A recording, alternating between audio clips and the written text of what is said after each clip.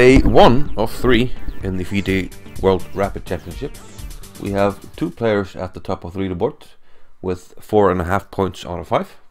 So I thought it would be a good idea to have a look at least one of their games and see how they've been getting along. And first we're going to look at Vladimir Fedoseev. Now he's a young up-and-coming Russian. He's 22 years old. He's already rated over 2700. And he made some noise earlier this year at the World Cup when he defeated Ivanchuk, he defeated Nakamura, and he defeated the Israel number 2, Maxim Rothstein, before finally being knocked out of the World Cup by Vassily Ivanchuk. So a good tournament for him. And he also did quite well at the Russian Super Final, so he seems to be in good form. His opponent in this game is Tigran Petrosian, the Armenian, but not the world champion Tigran Petrosian. This is Tigran Petrosian, who shares a name with the former world champion, the 9th world champion. But okay, let's move on to the game. Fedoseev had the white pieces. He opened with d4, and we have d6 by Tigran. After e4, play transposes into the Pirc Defence, and knight c3. So standard Pirc Defence here, g6 by black, and Vladimir goes for the Austrian attack with f4, which is the most aggressive option. Bishop g7 by black, knight to f3, castles, bishop d3, and now the most common move, and I think this is more of a modern approach, but I'm not a big expert on the Pirc Defence, knight a6. The idea here is to support the c5 push, and note that although we're taught generally that double pawns are bad, in this case white is moving his bishop for the second time, and black will have a very strong unopposed bishop. So it's sort of a trade-off. We do get double pawns, but black gets dynamic play. White lost time in development, and the white squared bishop will be really strong. So black will bank on his dynamics and his bishop pair, while white will have the better structure. But this is not a common way to play the position. White prefers to develop with castles. Now we have c5 by black, d5 by white, and rook b8. And this sort of resembles Benoni or a King's Indian, except for the fact that the white's pawn is still on c2 instead of c4, and that of course makes a difference in most positions. Rook b8 has the idea to prepare b5 after moves like this. You can think about b5. So white preemptively plays a4, shutting down any b5 ideas. There's bishop g4 by black, and white questioning this bishop with h3.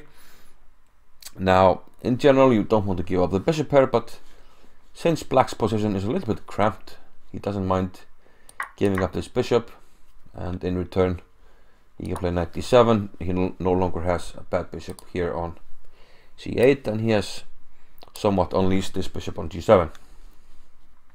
So logical play by both sides in this line. Bishop c4. This well, it blocks any c4 push by black, but white's main idea here is he wants to shut down any play on the queen side, and if he can do that, he can start to build up his position on the king side and go for an e5 push, which is often the main idea for white. So knight c7 was played by black, bishop e3, and now a6. So black is continuing with his plan to play b5, and white can't allow that, because once a black pawn arrives on b5, it's hitting white's pieces, and there's going to be too much dynamic possibilities with the pawns here, along with the bishop eyeing down a diagonal. So white does not want to allow the pawn to arrive on b5, so prevents it with a5. But black tries to get play on the b file. He plays b5. White is forced to take this, and now rook takes b6. Now there's pressure on b2, and white plays knight a4, which takes care of that for the time being.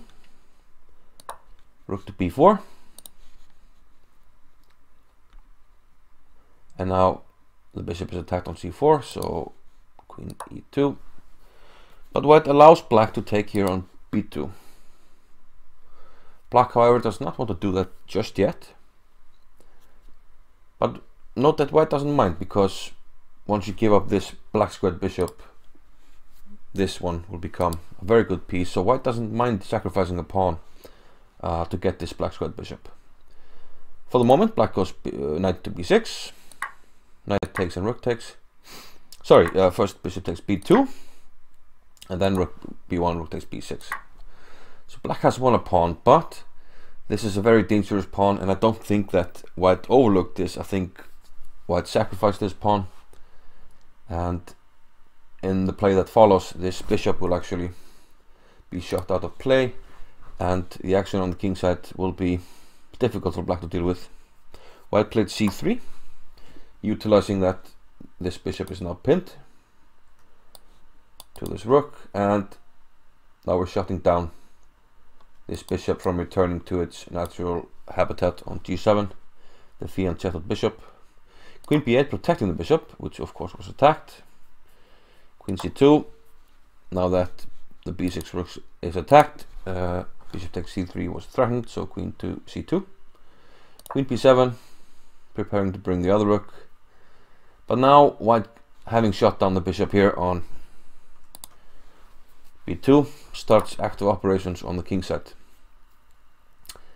And as we've seen in other games, particularly Alan's game from this tournament, when you have more attackers on one side of the board, it can be really difficult to defend. Black played f6, rook f2 from Fedoseev, attacking the bishop, and a rook b8. The other option was to play the bishop to a3, but in this case, after we take, this bishop is even more out of play on a3 than on b2, because at least on b2 you're threatening the pawn on c3, but now you're just completely out of play, and something like this would be very difficult for black to handle, and might even just be lost. White will just open up everything, and black's pieces are stranded on the queen side. So Petrosian didn't fancy bishop a3, he tried rook b8, but in the play that followed it was very similar. F takes g6 and e5, opening up the queen, threatening this guy, and after f5, just like in the variation before, g4, just ramming open the king side.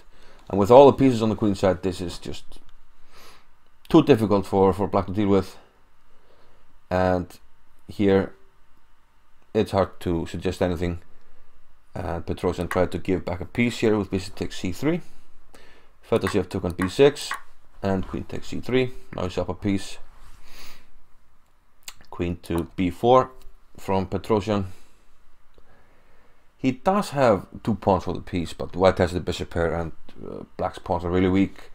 And also, to add insult to injury, this knight doesn't have any prospects to speak of. White doesn't mind trading the queens, and now rook c2, protecting the bishop. We have a pawn exchange on g4, but white doesn't take back. He plays bishop takes c5, a nice shot that Petrosian might have missed. And the main point, of course, is the discovery. If you take, there is d6 check, and the next move I take on c7. So let's say king g7, and as an added bonus we cover the b8 square, so this pawn will queen. So taking this bishop is not an option, so Petrosian went with rook b1, king h2. He tried to enter with a knight to b5, and now Fedoseev took on g4, an interesting option, allowing black to take on c5, but Petrosian didn't take on c5. If he does, again we play d6, and this pawn will be too much to handle. We could play d7 and e6, protected with e6, but the computer likes to play bishop a2, and then d takes e7, and you're gonna have big problems just to. Okay, the knight to cover the queening square, and now bishop e6, preventing rook to d7, and then you just have to swing the rook around. Rook takes c5 is coming next, and the pawn and queen. A fancy way to play it. H takes g4, but Petrosian didn't take the piece. He went with king g7, but now bishop takes b5, rook takes b5, and now Fedoseev got the pawn on d6, and rook c6, and this is simply winning for white. Let's see the last few moves. g5 by black, king f3, rook b5. The king enters the fray. He can safely go to f5, supported by the bishop. And here he just took an a4 and game over. With bishop b5 and king f5, we're going to win the g5 pawn as well eventually. So there's nothing for black to play for, and Petrosian resigned. So a nice clean win by Fedoseev. Seems to me he has been playing quite well. And he's sitting on 4.5 out of 5. He won his first 4 games, and then he drew in the 5th round. And we'll see if he can keep up the pace on day 2. Will be interesting to follow. See you guys.